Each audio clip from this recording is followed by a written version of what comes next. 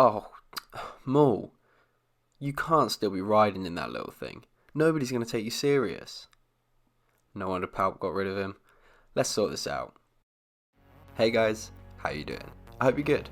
I'm Thomas, this is Tech Productions, and you are watching my UCS Sith Infiltrator LEGO build series. I'm really excited to be kickstarting what I hope will be an awesome LEGO UCS minifigure scale Sith Infiltrator for my guy Darth Maul. You've just seen his ride, and that ain't good enough for no Sith Lord. In this episode, I'm going to be collecting reference material, getting all the measurements and converting them into minifigure scale, as well as mapping out just how big the build will be on some grey base plates. Let's get going. So first things first, reference material. The Sith Infiltrator has very minimal screen time in The Phantom Menace, which at first I thought would be a problem. But as I looked more into it, there are plenty of photos and models of the ship that will all come in handy when designing the build. Most helpful will be these cross-section images that all have dimensions on. These will come in handy when I'm working out minifigure scale, which I'll get to later. But yeah, for me, I just want a collection of photos that I can quickly refer to at any point. I created a shared folder on photos so I can access and add anything I may find useful from my phone as well. This photo is going to be a huge help. Each square represents 1.5 real life meters and equates to roughly 4 studs by 4 studs wide. When researching what minifigure scale was, I came across this really useful conversion tool. You can input real life measurements, and once you've set it to 1/45 scale, it gives you a range of LEGO units to work from.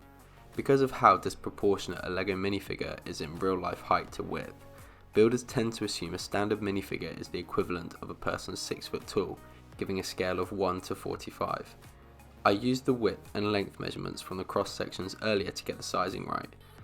I noted these sizes in a notes page on my phone to have on hand at all times.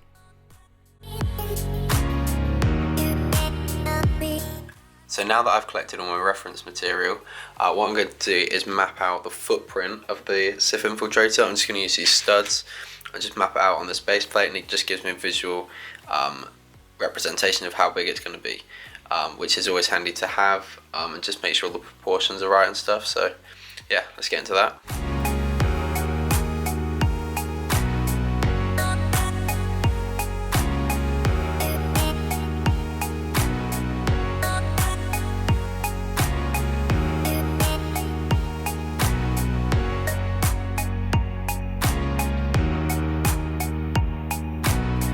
I'm not sure how much that time lapse actually caught me building. I think it cut it off like there somewhere and down the end, but yeah, I just wanted to map out mainly this section because this is going to be the part where the minifigures are going to be, or need to look realistic that they would be, and the wings, these are the parts in blue that that fold over, and then the nose is all the way down there, so it's quite a big ship.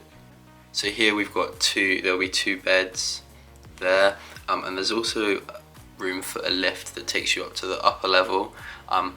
There's no way I'm going to be able to get a functioning lift in here, I don't think, but to get like an elevator well would be quite cool, so that's why I've just marked that in there.